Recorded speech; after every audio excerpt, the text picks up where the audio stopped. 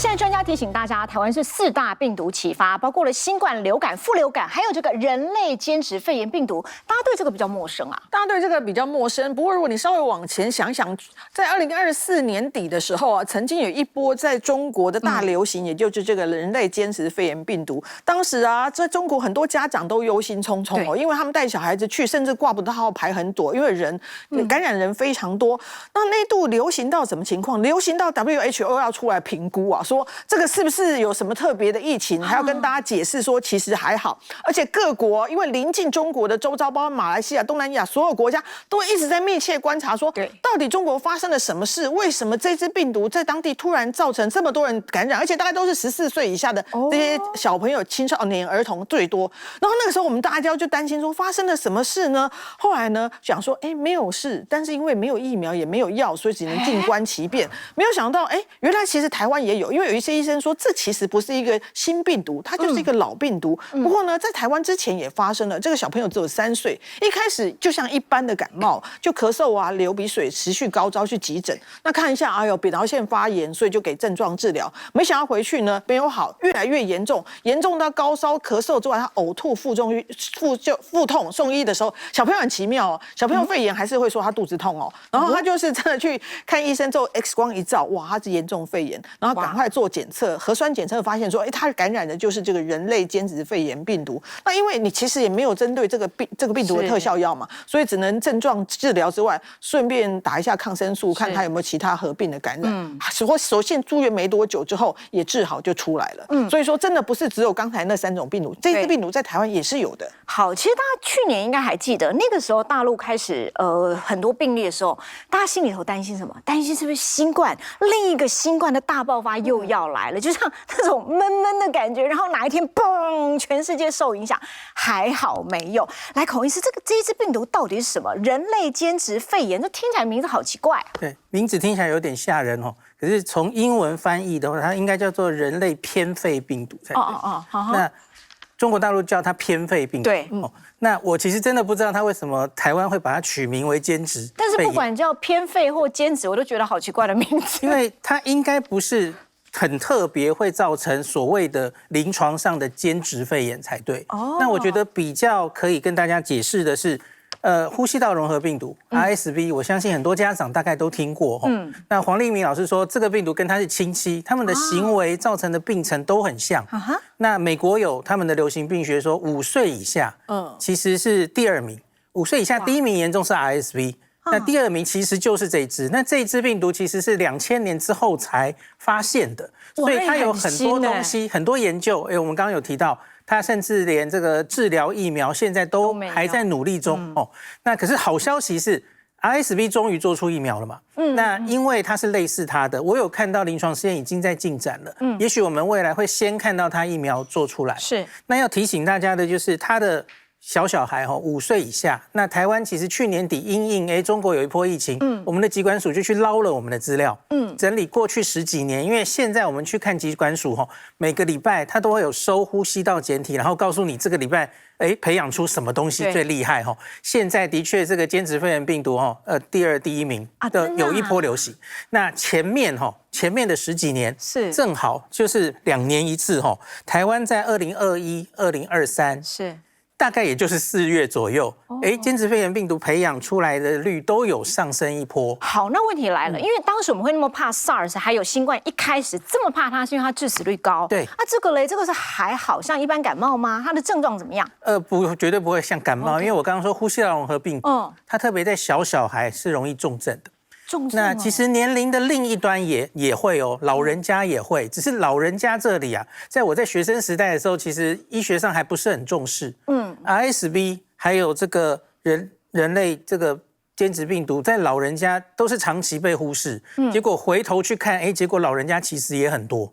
所以为什么值得去做疫苗？就是因为它其实可以两边的重症风险都去预防。好，那张医师，你有看过这样的小孩患者，对不对？他的情况是怎么样？确实很多大多是轻症，所以就会像上面流鼻水、咳嗽、打喷嚏，甚至少数的是发烧。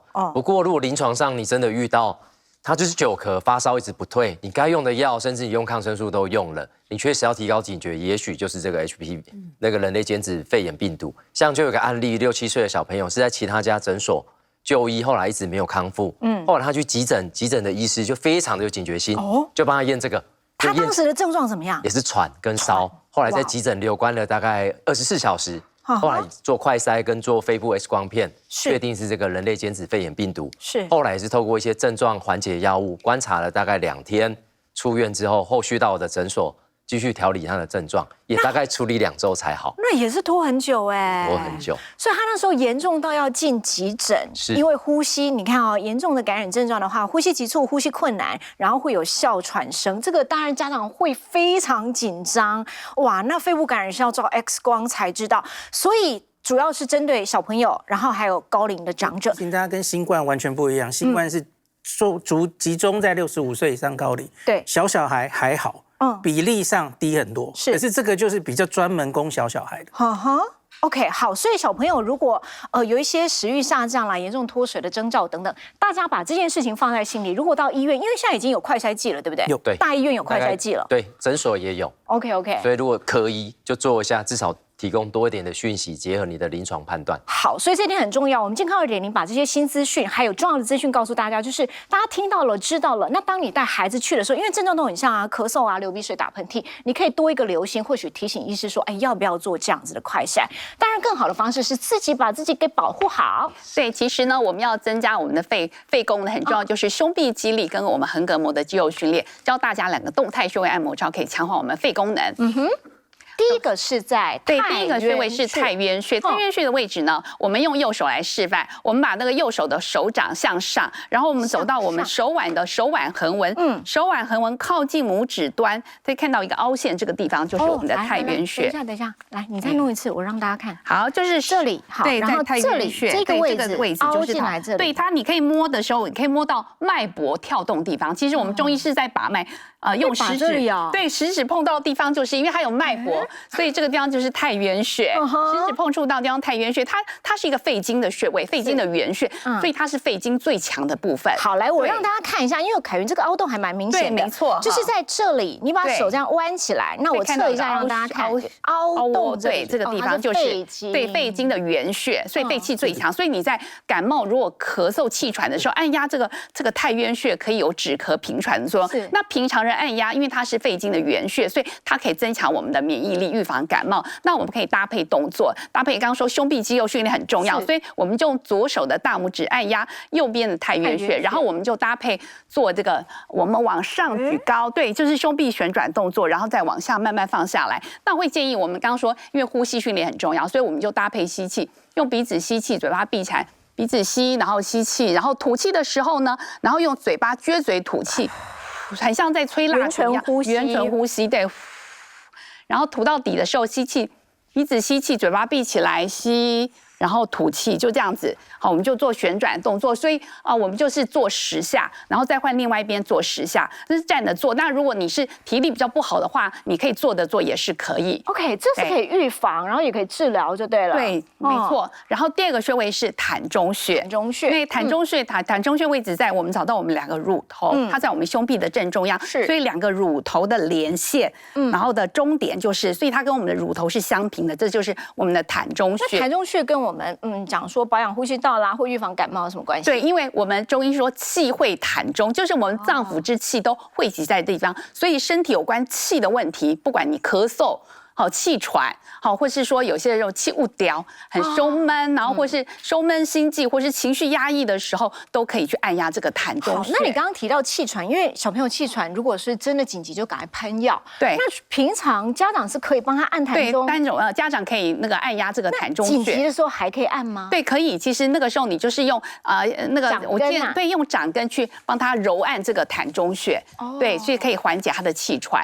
那我们如果平常要增加肺活量的时候，我们就搭配做这个扩胸的运动。怎么做呢？一样，我们就用2个手的中指按压在我们的膻中穴，然后呢，一样跟大家呼吸一下。我们可以先弯腰，然后吐气，吐到底的时候呢，然然后这个时候再挺，慢慢的挺肩起来，然后我们手展臂举高，扩胸很重要，就是要做扩胸运动。好，然后吸饱了气，然后再慢慢吐。所以一样，圆唇吐气，然后再按压膻中穴，然后呢，按到吐到底的时候，用鼻子慢慢吸气。这样子的话呢，我们就做10下。哈，当然如果体力许可的话，做20下也可以。然后就慢慢做这个动作，对。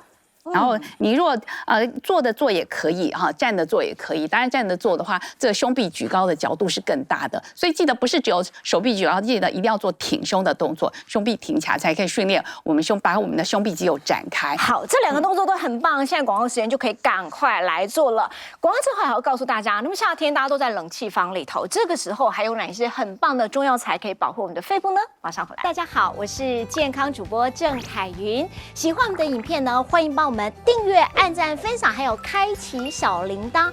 另外很重要哦，在底下有个超级感谢，可以按下去表达对我们的支持。